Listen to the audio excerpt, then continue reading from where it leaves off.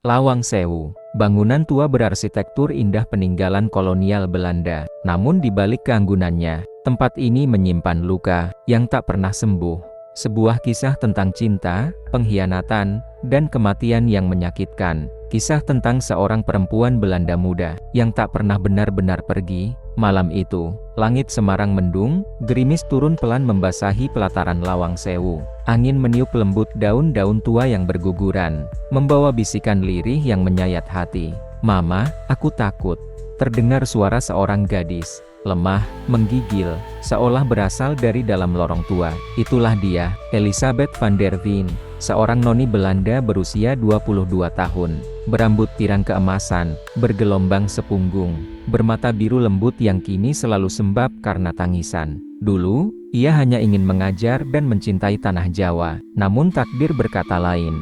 Ia justru dikubur hidup-hidup dalam sejarah yang dilupakan. Hingga kini, setiap malam Jumat Kliwon, suara tangisnya masih terdengar, menangis dalam kesepian, mencari seseorang yang mungkin masih peduli. Dan malam itu, seseorang akan memanggil namanya kembali, membangunkan luka lama yang tak pernah sembuh.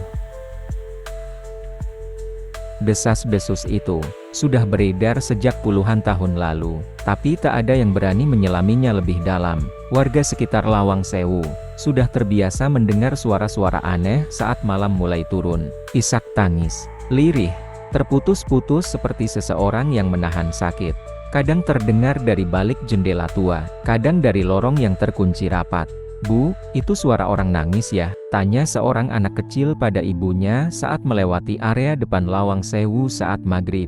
Sang ibu langsung menarik tangan anaknya dengan cemas. "Sesti, jangan lihat ke dalam," ucap ibunya dengan nada pelan namun tegas. "Kalau kamu balas pandang, dia bisa ikut pulang ke rumah." Sejak dulu, warga percaya bahwa suara tangis itu bukan suara manusia biasa, melainkan suara arwah perempuan Belanda yang tersesat dan tak tahu bagaimana caranya kembali. Beberapa tukang ojek pernah bercerita, mereka sering melihat bayangan putih di dalam gedung, padahal gedung sudah dikunci sejak sore. Pak Sarto, penjaga malam yang baru bekerja 2 minggu, mengundurkan diri tanpa alasan. Katanya, malam itu, dia melihat sosok perempuan berdiri di lorong, menangis sambil menyebut satu nama, Elisabeth. Dan sejak saat itu, tak ada yang mau berjaga malam sendirian. Bahkan petugas kebersihan pun hanya mau bekerja sampai jam 5. Tangis itu nyata, tapi siapa yang menangis? Dan kenapa? Jawabannya terkubur di lorong maut. Tahun 1943, saat bayang-bayang penjajahan berganti wajah. Belanda pergi, Jepang datang, tapi penderitaan rakyat justru semakin dalam. Lawang Sewu tak lagi sekadar kantor administrasi. Gedung megah itu berubah menjadi markas militer Jepang, dan lorong bawah tanahnya berubah menjadi tempat penyiksaan. Di sanalah, seorang noni muda bernama Elisabeth van der Veen mengalami nasib yang tragis. Elisabeth bukan tentara, ia bukan mata-mata, ia hanyalah seorang pengajar yang mencintai murid-muridnya dan tanah Jawa. Namun darah Belanda di tubuhnya telah cukup menjadi alasan untuk menjadikannya tawanan. Malam itu, 2 tentara Kempetai menyeret Elisabeth dari rumah kontrakannya di daerah Candi, tanpa penjelasan, tanpa surat, tanpa belas kasih. "Apa yang kalian lakukan? Aku bukan musuh kalian," teriaknya dalam bahasa Belanda. Namun tak digubris, tubuhnya yang lemah ditarik paksa, tangannya diikat. Ia dibawa ke ruang bawah tanah Lawang Sewu. Di sana, dingin, lembab, dan gelap. Tempat itu jauh berbeda dari ruang kelas yang biasa ia kenal. "Kenapa aku di sini?" bisiknya sambil menangis. Tapi tak ada jawaban, hanya pantulan air di dinding basah, dan suara rantai yang menyeret. Sejak saat itu, hari-harinya tak lagi sama. Lawang Sewu bukan lagi bangunan indah, tapi penjara hidup yang perlahan merenggut jiwanya. Siapa sebenarnya Elisabeth? Mengapa arwahnya tak pernah tenang? Apa yang membuat tangisnya terus bergema dari lorong maut? Elisabeth van der Veen lahir di Batavia pada tahun 1921, anak dari pasangan Willem van der Veen, seorang pejabat Belanda, dan ibunya, Sophia, perempuan Indo kelahiran Yogyakarta. Meski berdarah Eropa, Elizabeth tumbuh dengan hati yang cinta Indonesia. Ia fasih berbahasa Jawa, suka makan tempe goreng buatan mbok-mbok tetangga, dan sering mengajar anak-anak pribumi membaca tanpa dibayar. Ia bukan penjajah, ia bukan penyiksa, ia hanya perempuan muda yang ingin hidup damai dan memberi arti. Tapi darah tetaplah darah. Di mata Jepang, Elizabeth adalah simbol sisa kekuasaan Belanda, dan darah itu harus ditebus dengan penderitaan dan kematian. Elizabeth, kamu gak usah bantu-bantu anak-anak itu, ini bukan tugasmu, ucap ayahnya suatu malam. Tapi Elizabeth menjawab sambil tersenyum, ayah, mereka manusia, sama seperti kita. Bukankah yang terhormat itu justru yang membantu mereka yang paling butuh? Begitulah Elizabeth, lembut, tegas, dan penuh kasih. Namun kasih itu tak bisa menyelamatkannya. Di mata militer Jepang, ia terlalu dekat dengan rakyat, terlalu cinta pada tanah yang mereka rebut, dan itu cukup untuk menjadikannya korban. Lorong bawah tanah Lawang Sewu, tak ada cahaya, tak ada suara, hanya gemercik air dari dinding lembab, dan bau anyir yang menusuk. Disitulah Elizabeth dikurung, tanpa tahu alasan, tanpa tahu kapan bisa keluar. Tangannya diikat rantai, kakinya dibiarkan terendam air setinggi mata kaki. Tubuhnya menggigil, basah, dan lemah. Mohon, biarkan aku pulang. Suara Elizabeth serak, lirih, namun tak pernah dijawab. Ia berbicara dengan kegelapan, berharap Tuhan mendengarnya. Hari berganti minggu, Elizabeth tak diberi cukup makanan, kadang hanya nasi basi dan air keruh. Tubuhnya mulai kurus, pipinya cekung, matanya kosong. Aku bukan siapa-siapa bagi mereka, katanya suatu malam, berbisik pada dinding batu yang dingin. Tiap malam, tangisnya pecah. Tapi tangisan itu tak lagi lantang, lebih seperti ratapan, yang hanya bisa didengar oleh dinding dan lantai tua. Di salah satu sudut sel, Elizabeth mencoret-coret batu bata dengan ujung kukunya, menulis satu kalimat, yang ia ulangi setiap hari. Aku masih hidup, aku masih hidup. Namun di dalam hatinya, ia tahu, waktu untuk menyerah, sudah dekat. Hari itu, langit di luar mendung, dan di bawah tanah Lawang Sewu, Elizabeth juga mulai redup. Tubuhnya sudah sangat lemah, wajahnya pucat, hampir tak lagi bisa dibedakan antara darah atau air hujan yang menetes dari atap retak. Ia tak bicara lagi, tak menangis lagi, hanya diam, memeluk lututnya, dan menatap gelap. Tangannya menggenggam erat potongan kecil kain dari rok ibunya, yang selalu ia sembunyikan di balik gaun. "So fire," bisiknya, dengan suara pelan, penuh rindu, dan putus asa. Tak ada lagi harapan, tak ada lagi pertolongan. Lorong itu adalah liang kubur hidup. Dan malam itu, Elizabeth berdiri perlahan. Tangannya gemetar memegang sisa-sisa rantai yang pernah mengikatnya. Ia mengikatkan ujung rantai itu ke palang besi tua di sudut langit-langit sel. Dengan tenang, ia memejamkan mata. Air mata mengalir sekali lagi di pipinya. "Jika aku mati, biarlah aku tetap di sini, agar dunia tahu, aku pernah ada," ucapnya pelan. Dan dalam kesunyian yang kejam, Elizabeth mengakhiri hidupnya, dengan harapan kecil, akan ada seseorang yang suatu hari, mendengar kisahnya. Sejak malam itu, suara rantai yang berderit, dan isak tangis dari lorong, menjadi kutukan yang tak pernah berhenti. Mereka pikir semuanya berakhir, saat tubuh Elizabeth ditemukan tergantung di lorong yang gelap. Tapi ternyata, itulah awal dari kutukan panjang. Sejak kematiannya, suara isak tangis mulai terdengar. Tak hanya pada malam hari, bahkan siang bolong pun, kadang terdengar lirih.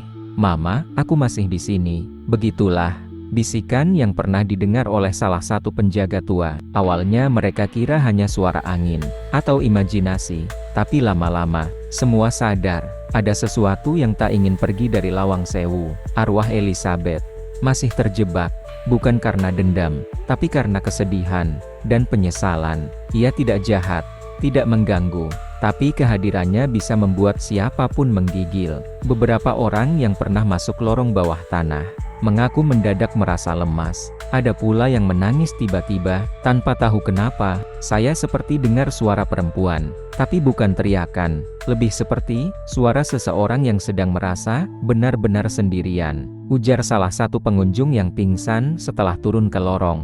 Mereka yang sensitif sering melihat sosok Elizabeth berdiri di ujung lorong, dengan gaun putihnya yang lusuh, mata yang sayu, dan air mata yang tak pernah kering. Ia tidak mencari korban, ia hanya mencari kedamaian yang tak pernah ia dapat, bahkan setelah kematian.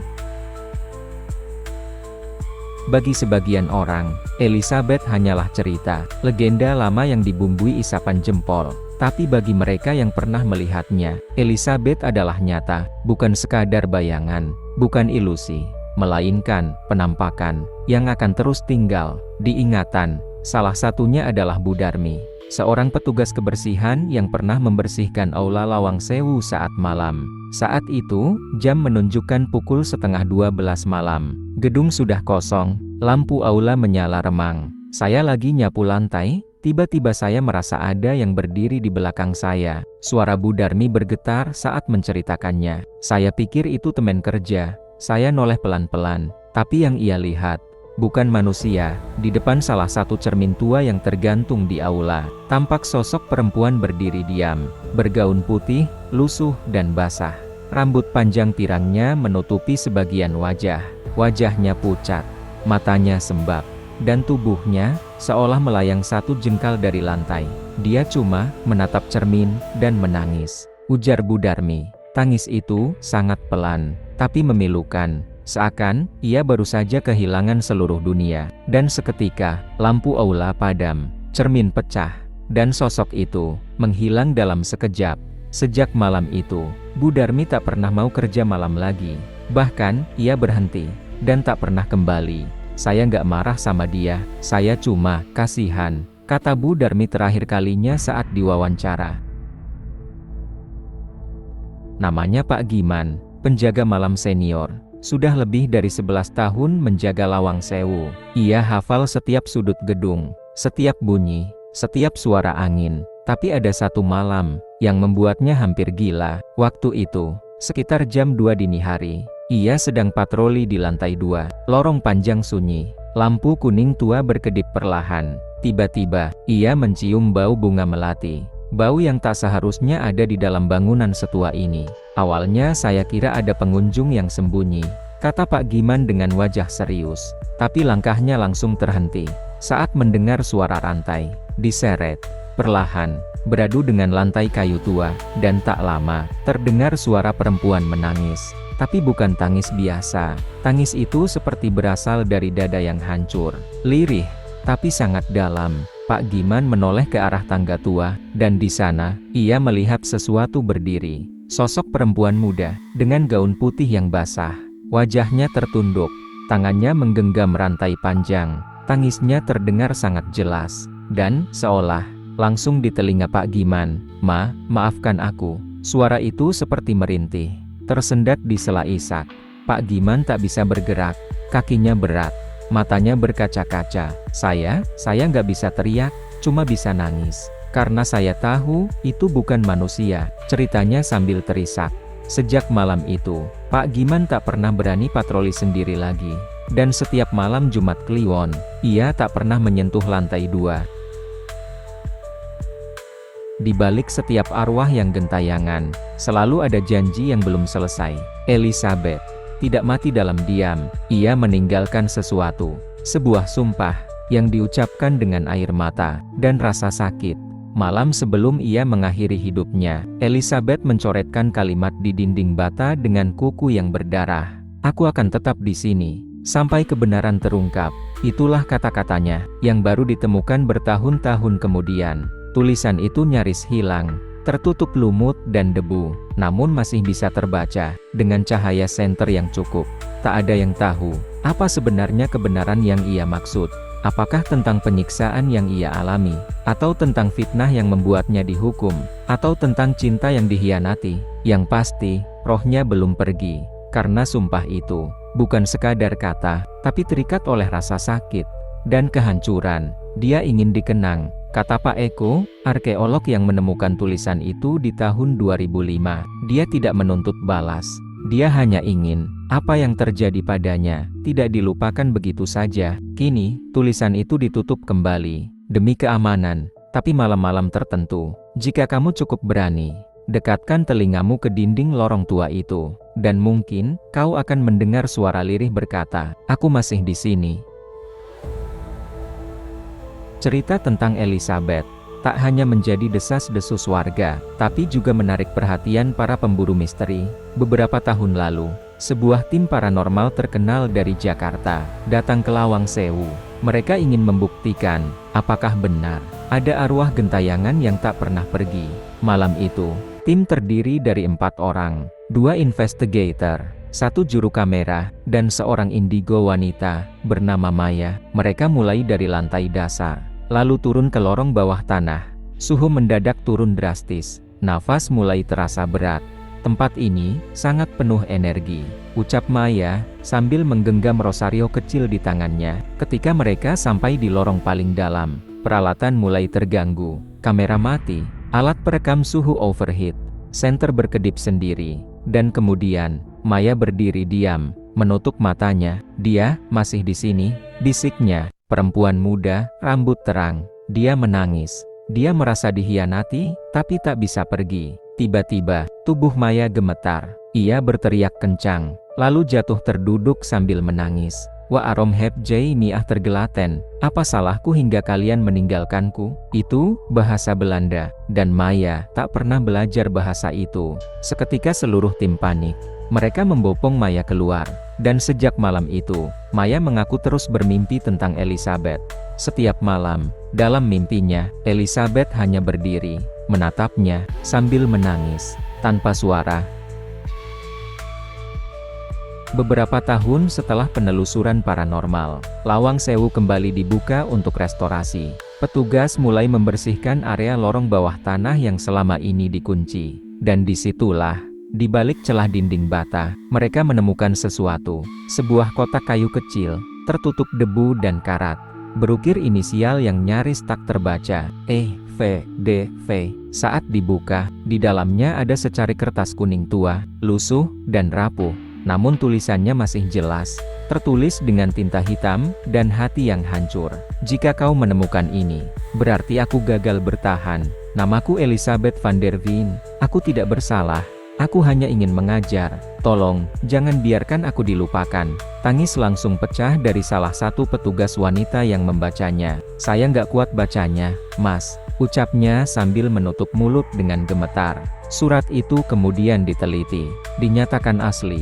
Tulisan tangan dari era kolonial. Tinta dan kertasnya cocok dengan tahun 1940-an. Sejak surat itu ditemukan, Lawang Sewu tak lagi dianggap sekadar bangunan angker, melainkan saksi sejarah, dan makam sunyi bagi seseorang yang terbuang. Kini surat itu disimpan di arsip museum, tertutup kaca, dengan catatan kecil di bawahnya, "Untuk Elizabeth, yang pernah hidup, dan terus menangis di antara dinding ini." Malam itu, langit di atas Lawang Sewu benar-benar gelap, awan menggumpal. Petir sesekali menyambar dari kejauhan. Sebuah tim spiritualis datang, bukan untuk menantang, bukan untuk pamer, tapi untuk berbicara dengan Elizabeth. Mereka membentuk lingkaran di aula utama. Lilin menyala di setiap sudut ruangan. Udara terasa berat, dan keheningan menekan dada seperti batu besar. Seorang pemanggil arwah duduk di tengah. Matanya terpejam, napasnya panjang, dalam, berat. Di tangannya, ia menggenggam potongan kain robek yang ditemukan bersama surat Elizabeth. "Elizabeth van der Veen, jika kau mendengar kami, tolong datanglah, kami ingin mendengarkanmu." Lilin tiba-tiba bergetar, angin dingin menyusup masuk, meski semua pintu tertutup rapat. Dan kemudian, salah satu lilin padam sendiri. Perempuan indigo di sudut ruangan mulai menangis. Dia ada di sini. Dia berdiri di dekat jendela tua. Dia melihat kita semua, tapi matanya kosong. Salah satu kamera menangkap sesuatu. Bayangan putih muncul, lalu menghilang di lorong. Dan saat pemanggil arwah membuka matanya, ia berkata dengan pelan, namun jelas. Elizabeth bilang, dia tidak butuh dibebaskan. Dia hanya ingin dikenang sebagai manusia, bukan sekadar hantu. Semua hening, tak ada yang bicara. Beberapa menunduk, menangis. Karena untuk pertama kalinya, mereka benar-benar merasa bahwa Elizabeth bukan legenda, tapi jiwa yang benar-benar tersakiti. Malam itu, setelah ritual pemanggilan selesai, semua anggota tim spiritualis terdiam. Suasana begitu berat, dan tiba-tiba, Maya sang indigo membuka mulutnya, dengan suara pelan, seperti bukan miliknya sendiri. Aku lelah, aku tak ingin menakuti, aku hanya ingin dikenang, sebagai seseorang, yang pernah hidup, dan pernah disakiti. Semua menatap Maya, matanya kosong, tapi air matanya mengalir deras. Tolong, jangan hilangkan aku dari sejarah, beri aku tempat. Bukan sebagai hantu, tapi sebagai manusia. Lalu Maya jatuh pingsan. Seluruh ruangan tiba-tiba terasa ringan dan hening. Di luar, hujan turun pelan, seperti bumi sendiri ikut menangis. Setelah malam itu, sebuah papan kecil diletakkan di dekat lorong bawah tanah, dengan ukiran sederhana, untuk Elizabeth van der Veen 1921-1943. Ia mengajar, ia mencinta, ia tak pantas dilupakan. Dan sejak saat itu, tangisan itu mulai jarang terdengar. Bau melati tak sekuat dulu, bayangan putih mulai menjauh. Bukan karena arwahnya telah pergi, tapi mungkin karena ia sudah merasa didengar. Meski Elizabeth tak lagi menampakkan diri, meski isak tangis di lorong mulai mereda, namun ada sesuatu yang masih tertinggal di udara Lawang Sewu. Kesedihan. Ia tak lagi gentayangan untuk menakut-nakuti, tapi ia tetap tinggal sebagai jejak luka yang tak pernah benar-benar sembuh. Dan jika kau datang ke Lawang Sewu saat sunyi, berjalan sendiri, menunduk diam, kau mungkin akan mendengar bisikan itu. Aku masih di sini. Terima kasih karena tak melupakan. Itulah Elizabeth, seorang perempuan muda yang hanya ingin mengajar, hanya ingin mencinta, tapi sejarah merenggut hidupnya, dan dunia sempat melupakannya. Kini, namanya tetap bergema, bukan karena horor, tapi karena keberanian mencintai dalam sunyi. Dan Lawang Sewu tak lagi sekadar gedung angker, melainkan monumen luka hati yang dikubur terlalu dalam. Tangis Elizabeth mungkin sudah tak terdengar di telinga, tapi masih sangat jelas di hati.